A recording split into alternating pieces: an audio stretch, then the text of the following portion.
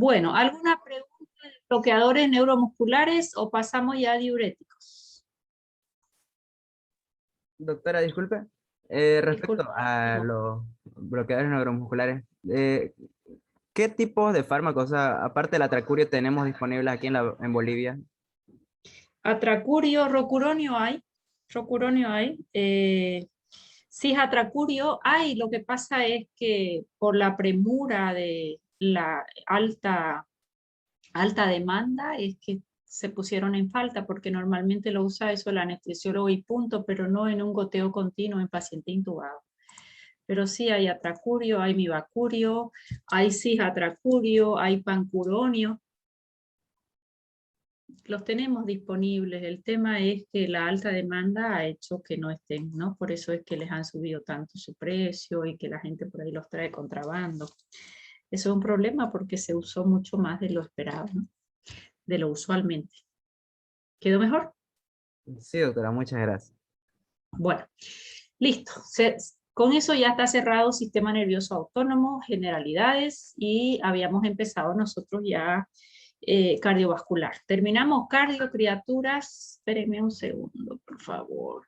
Terminamos cardio y tienen su examen presencial.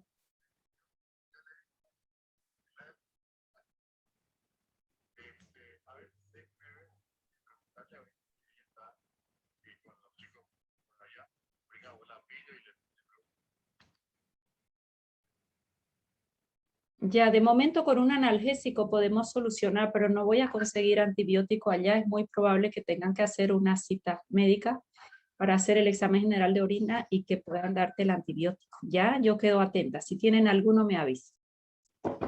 Grave, en Estados Unidos no consigues un antibiótico por nada del mundo, ¿no? Tienes que ir a la consulta y toda la pilcha. Bueno, les decía que estamos con cardiovascular, y en cardiovascular ya hemos avanzado los IECA y los ARA2 en manejo de hipertensión arterial, pero ya están avanzados los beta bloqueantes, ya están avanzados los bloqueantes de receptores alfa, los agonistas de receptores alfa 2, ya tenemos 5 grupos, y ahora entramos a diurético. Después de diurético me falta antagonista de calcio y terminaría hipertensión. Sí quedarían 2 o 3 vasodilatadores que los vamos a ver en angina de pecho, que son nitratos y nitritos y sus derivados. ¿De acuerdo? Que son más vasodilatadores probablemente en lecho arterial, que terminan siendo mixtos al final, pero son más de lecho arterial. Ahí los vamos a completar cuando veamos angina de pecho. Pues de angina de pecho vemos insuficiencia cardíaca, arritmia, y ahí tenemos nuestro primer examen que va a ser presencial. Tema completo, ¿ya? O sea que vayan estudiando. Tema completo, cuando digo tema completo solo les voy a dar el título y ustedes tendrán que hacer clasificación, mecanismo de acción, efectos farmacológicos, indicaciones, reacciones adversas, contraindicaciones, presentaciones. ¿Queda clarinísimo? Sí, doctora. Ya, bueno, vamos con diurético. De pronto, cuando hablamos de hipertensión arterial, el 99.9 de los fármacos son vasodilatadores, mixtos, arteriales, venosos, en fin. Sin embargo, este grupo de diuréticos, ¿qué es lo que va a intentar hacer? Cuando yo digo diurético, es bueno diferenciar un diurético de un natriurético. Normalmente a todos les decimos diuréticos, más no es el concepto real. Diurético es quien va a eliminar agua y natriurético es el que va a eliminar sodio. Al sodio siempre le acompaña el agua. Entonces, ¿qué efecto es el que yo quiero buscar ahí? Se va sodio, le acompaña el agua, disminuye volemia, al disminuir volemia disminuye retorno venoso, disminuye volumen sistólico, volumen minuto cardíaco, presión arterial. Ese va a ser el efecto de un natriurético, ¿sí? El término diurético es más adecuado solo para eliminar agua.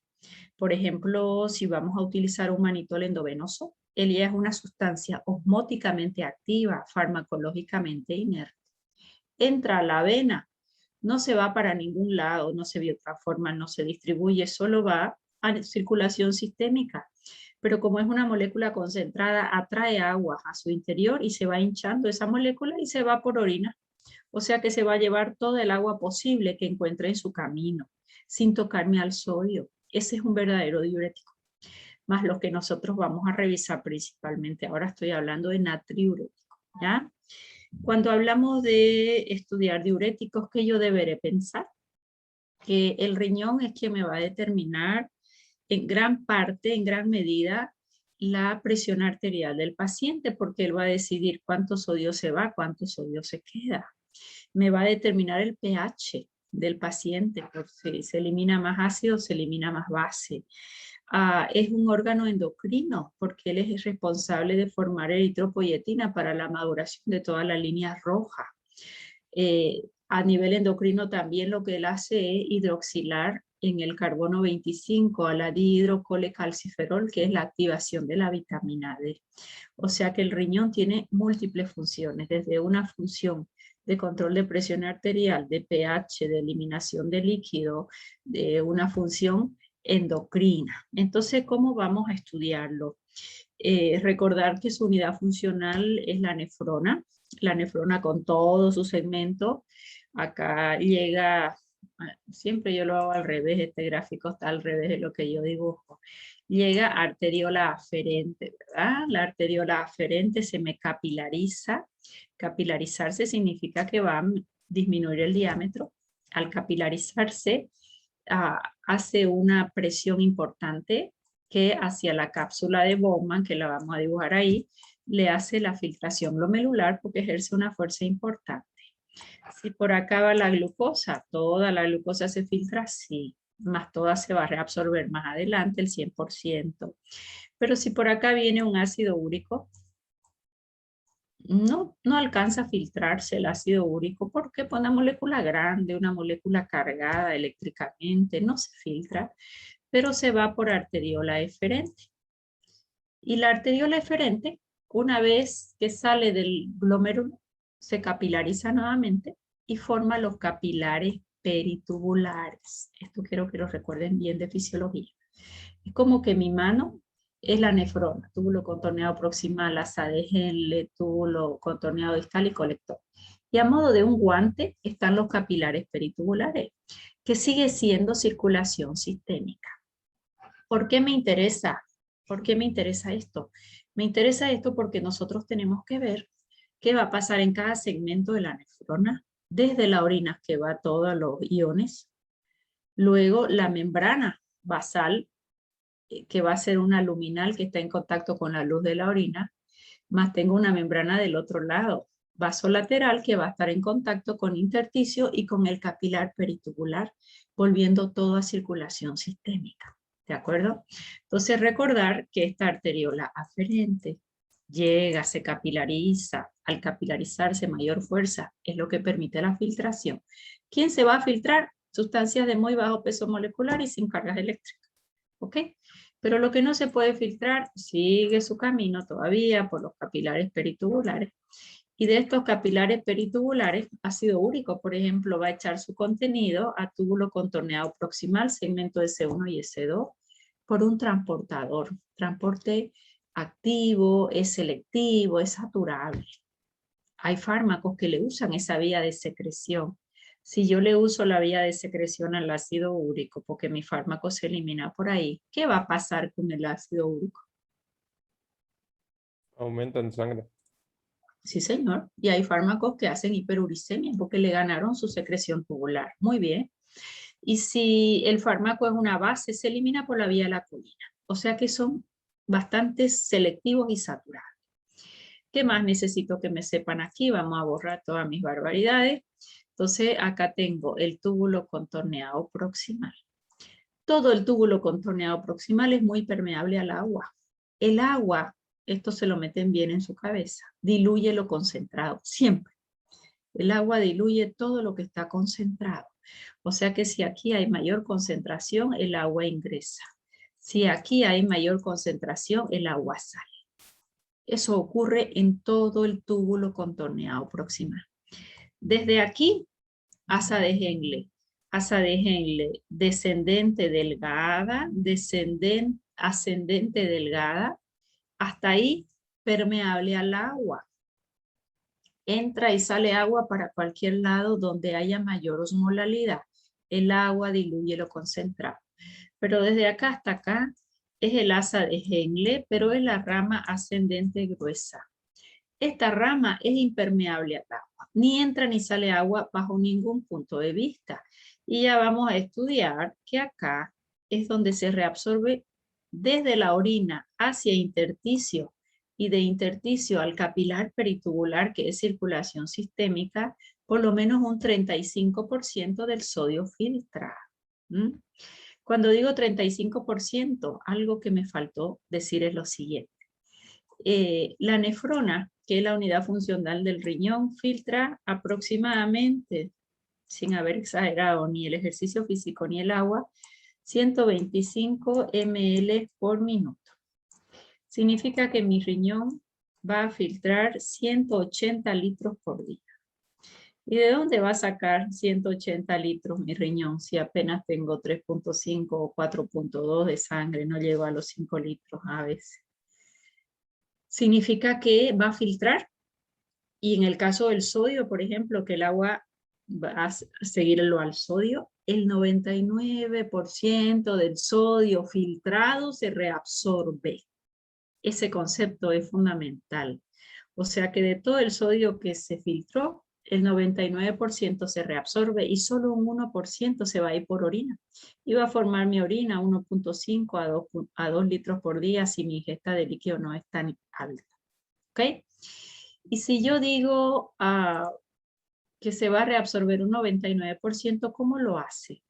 En este túbulo contorneado proximal, que yo les decía que es permeable al agua, reabsorbe un 85% del sodio como bicarbonato de sodio y un 40% como cloruro de sodio. ¿Ok?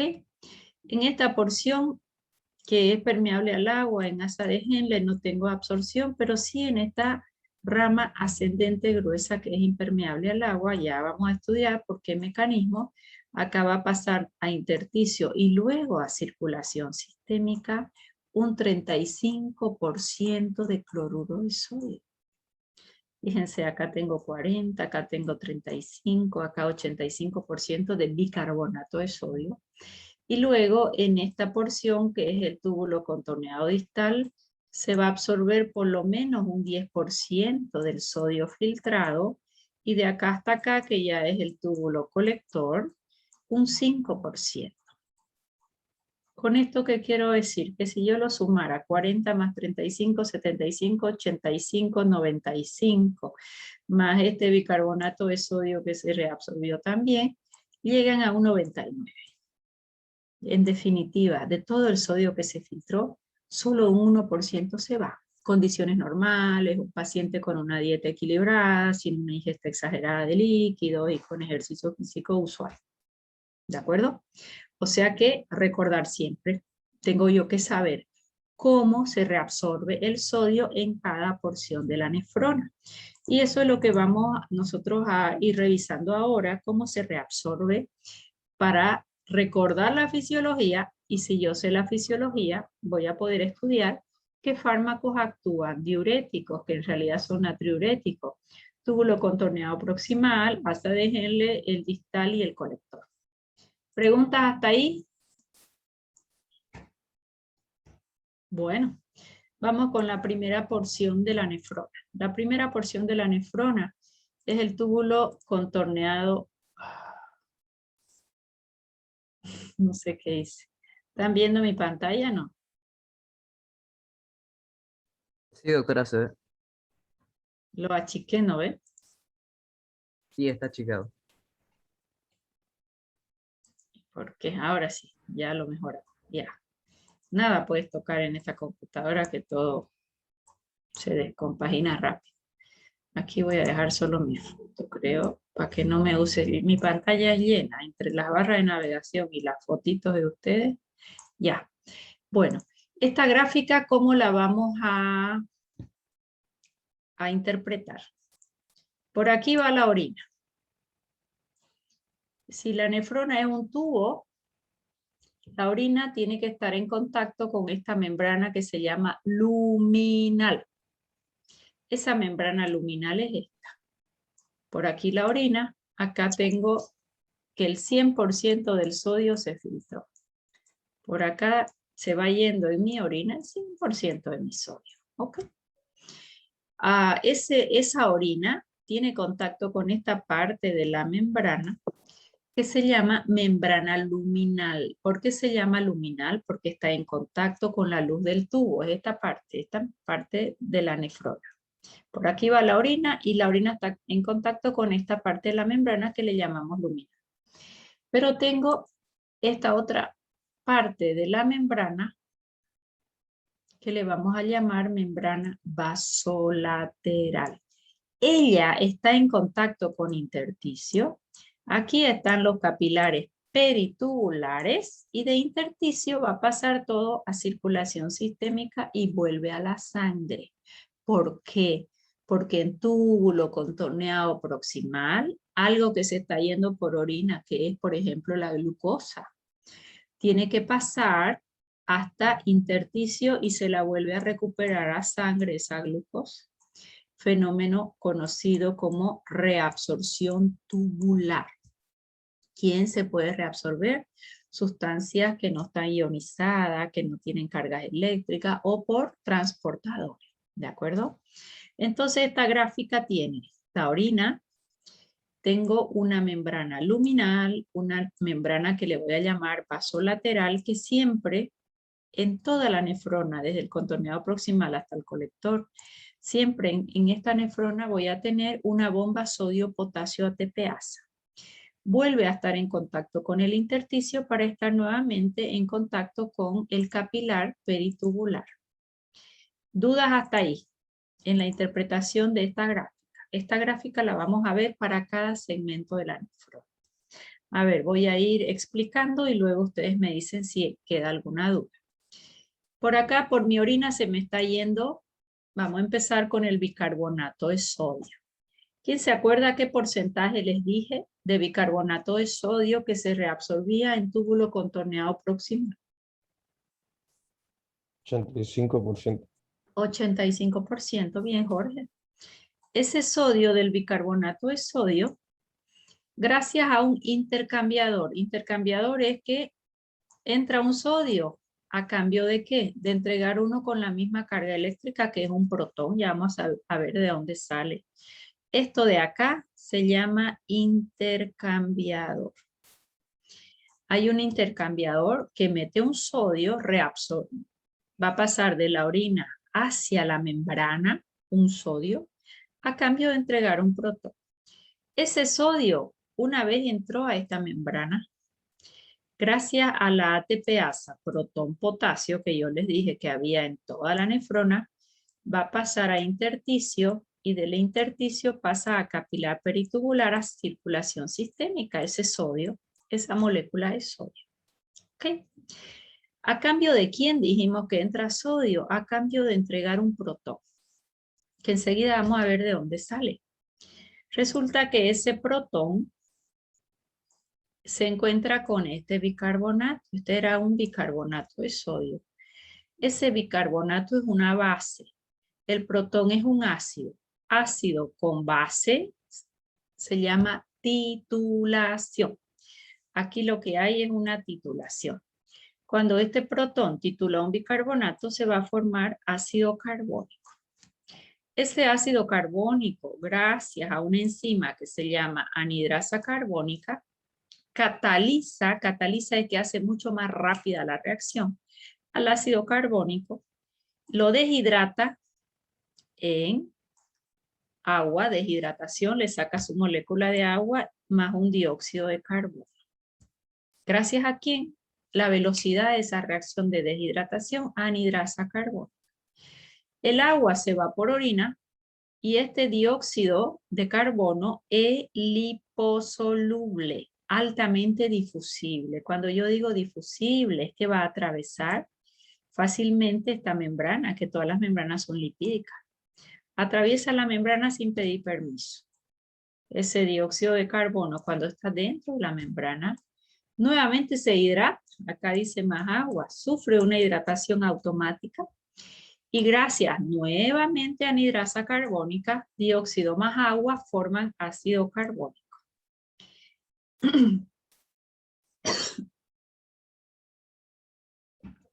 El ácido carbónico se ioniza. Ionizar es separarse en cargas eléctricas. Se ioniza en protón y en bicarbonato. El bicarbonato pasa a intersticio y de intersticio pasa a la sangre. O sea que yo acá rescaté como bicarbonato de sodio un 85%. Se estaba yendo por orina y yo lo rescaté. Reabsorción. ¿Gracias a quién? Gracias a esta anhidrasa carbónica que pudo deshidratar al ácido carbónico, pudo volver a hidratarlo, pudo ionizarlo y entregar un protón. ¿De acuerdo? Preguntas hasta aquí.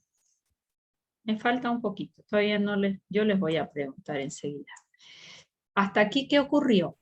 Como este bicarbonato se reabsorbió, entonces acá queda un pH muy ácido, porque un 85% es muy alto de bicarbonato, que es lo que se reabsorbe en túbulo contorneado proximal. Entonces queda un pH ácido porque salieron las bases. Como salen las bases y el pH está muy ácido, entonces se entrega una base a cambio de ¿qué? Se intercambia con un cloruro. El cloruro pasa a intersticio, pasa a sangre, y aquí es que se reabsorbe cloruro de sodio, el sodio de arriba, un 40%. 40% como cloruro de sodio, 85% como bicarbonato de sodio. Esa es la parte de fisiología que ustedes han estudiado en túbulo contorneado proximal. ¿Preguntas hasta aquí? Bueno, si no hay preguntas, pregunto yo. ¿Qué va a pasar en este túbulo contorneado proximal si yo bloqueo a la anhidrasa carbónica? ¿Quién me puede decir? ¿Qué puede pasar?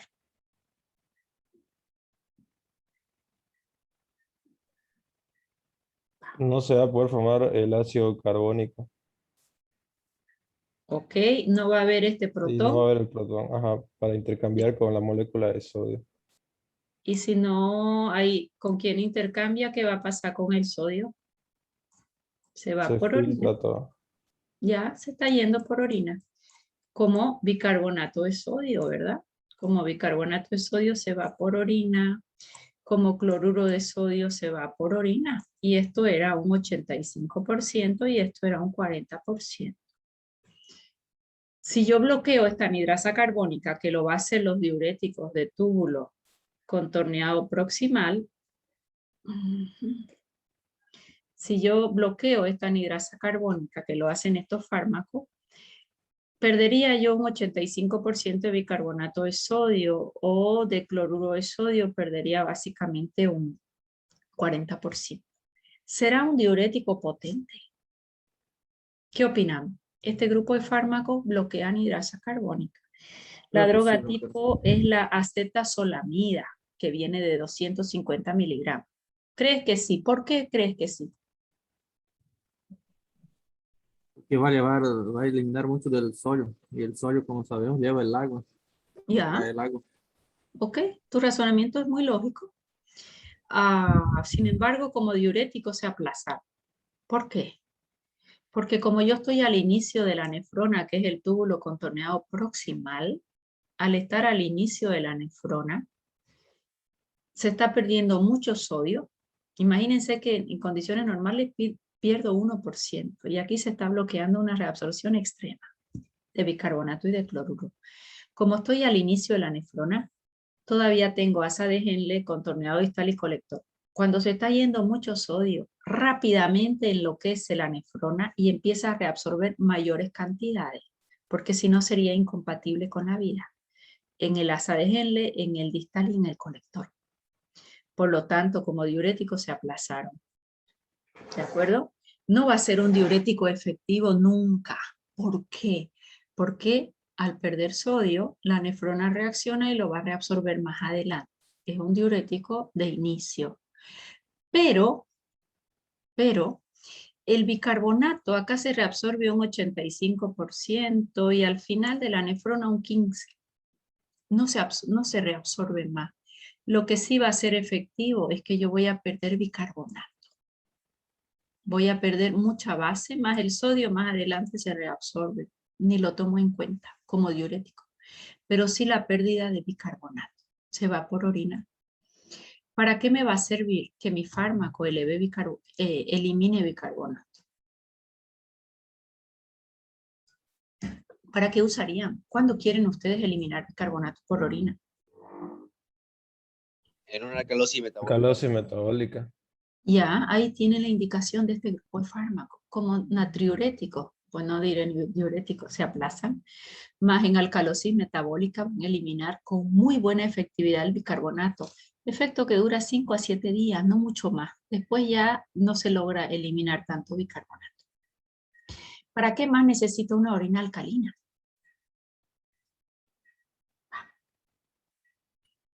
La eliminación de otros fármacos. ¿Cómo cuál? ¿Qué fármaco se va a poder eliminar en una orina alcalina? Vamos. ¿Y por qué? Los fármacos con pH alcalino. Un alcalino y medio alcalino no se van a eliminar porque son muy liposolubles, no tiene carga eléctrica y se va a reabsorber. No se elimina. Acuérdate que si tienen la misma carga eléctrica, no se ionizan, son liposolubles y se van a reabsorber.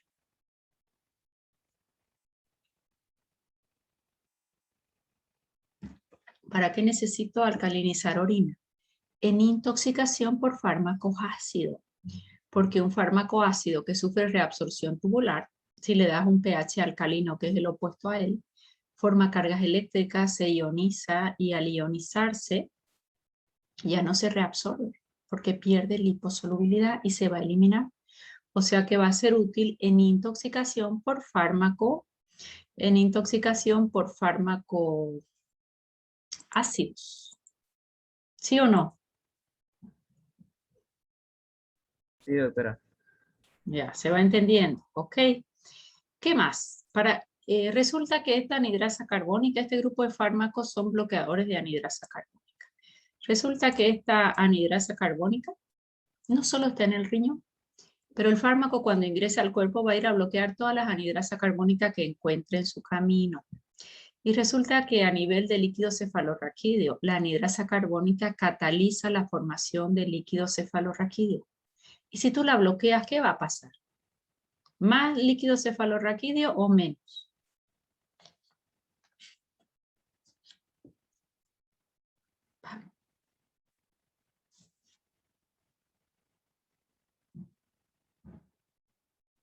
Si la anhidrasa carbónica cataliza para que se forme más líquido cefalorraquídeo. Si vos la bloqueas, ¿va a haber más líquido cefalorraquídeo o menos? Menos líquido cefalorraquídeo Bueno, provocando muy bien. ¿Y para qué te va a servir, Boris? Hacer menos líquido cefalorraquídeo. ¿En qué patología?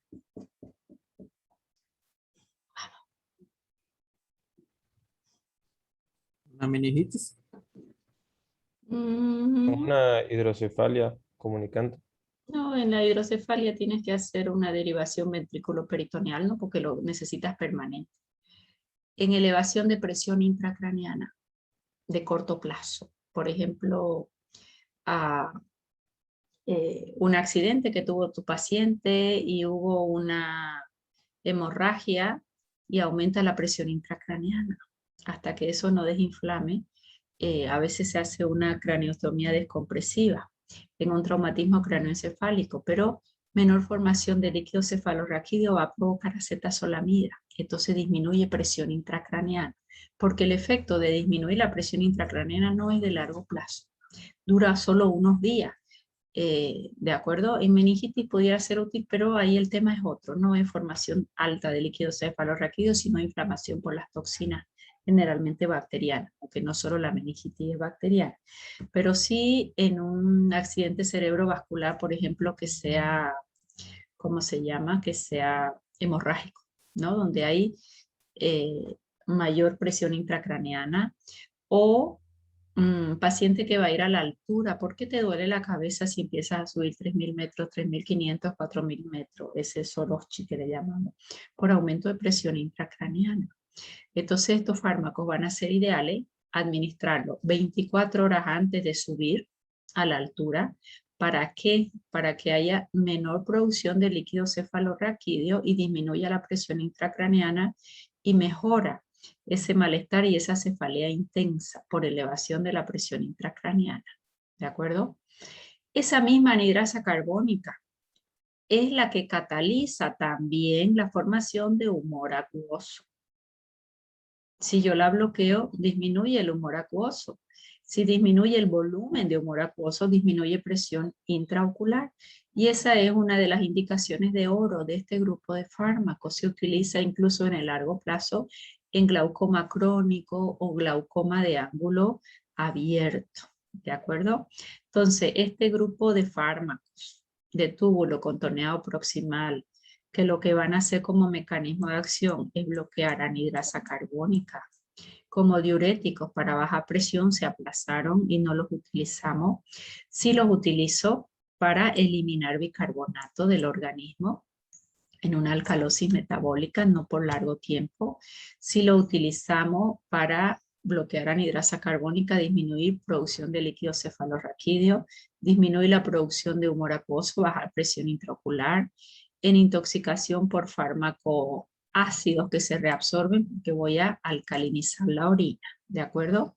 Hay otra indicación que coadyuvante de la epilepsia, principalmente el petit mal, de los fármacos antiepilépticos para que reciban menos dosis del antiepiléptico y puedan insertarse mejor con menos sueño en su vida diaria los pacientes, mas no siempre es efectivo.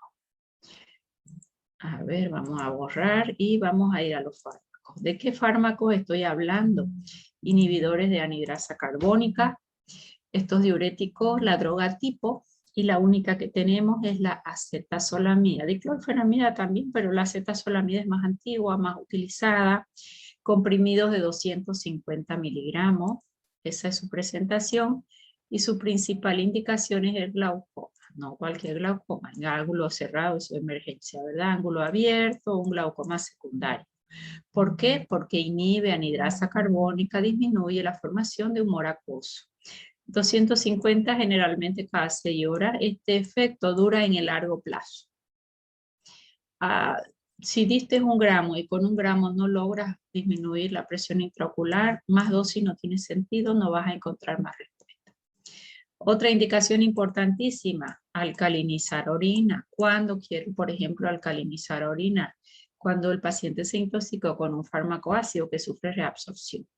Alcalosis metabólica, ¿por qué? Porque yo voy a eliminar mucho bicarbonato. Eso es lo que más se elimina con estos diuréticos, porque bicarbonato más adelante se reabsorbe poco, solo un 15%, y yo acá bloqueé la reabsorción muy alta.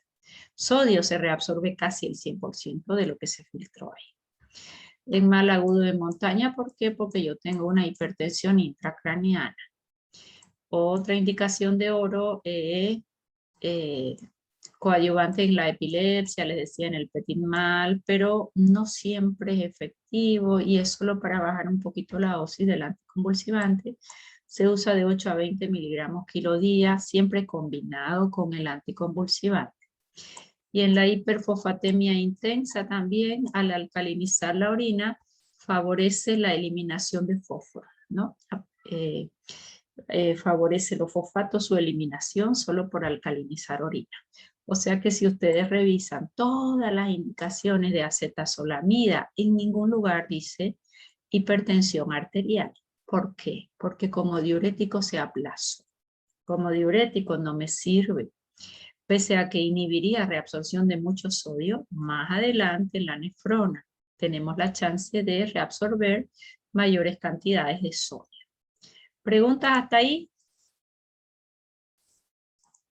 Bueno, con eso ya tengo diuréticos del túbulo contorneado proximal. Falta todavía.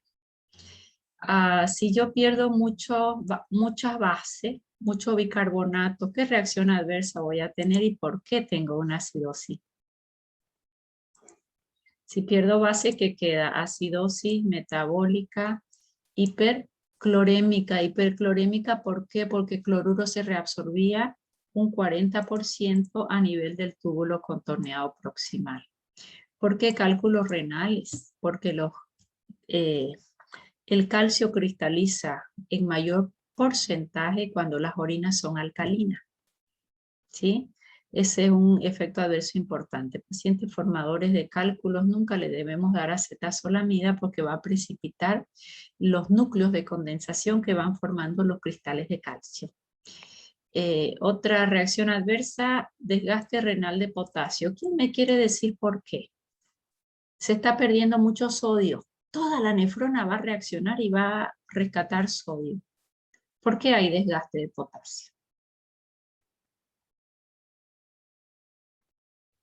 Porque Para se reabsorber el utiliza sodio. para la, A, se utiliza a para la ver, bomba de Jorge. sodio-potasio. Porque se utiliza para la bomba de sodio-potasio en los capilares peritubulares. Sigue pensando. Por la acción de la aldosterona, doctora. Sí, señor, si yo estoy perdiendo mucho sodio, se va a estimular muchísima más aldosterona. Va a haber un hiperaldosteronismo inicial. Y la aldosterona retiene sodio y elimina potasio. ¿De acuerdo?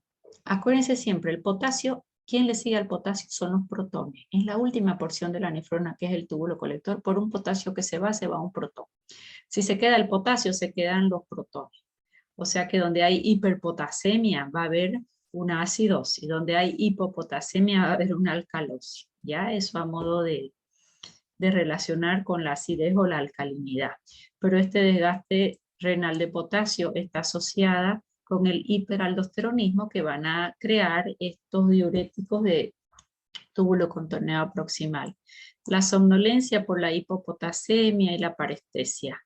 ¿Por qué estará contraindicado en cirrosis hepática? ¿Qué problema yo tengo en cirrosis hepática?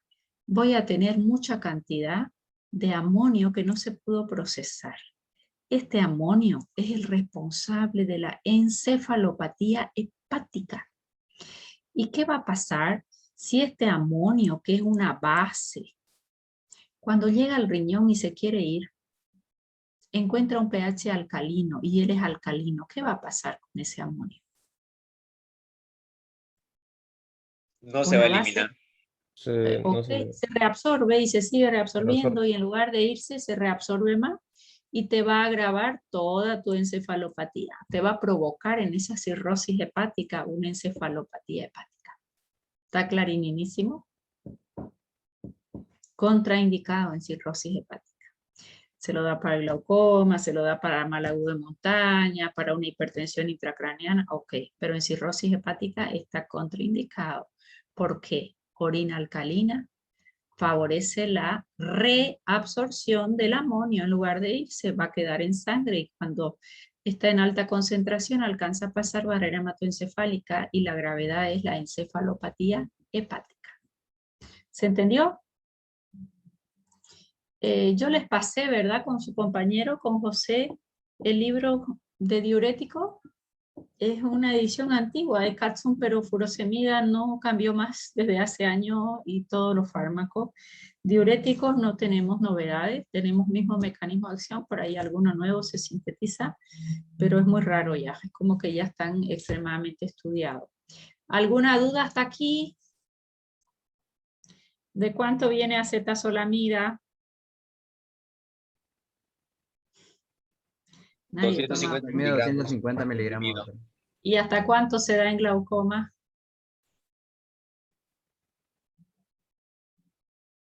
Ah, 250 cada 6 horas. Más de 1 gramo no tiene mayor efectividad. Ok, y para alcalinizar orina, su efecto es del muy largo plazo.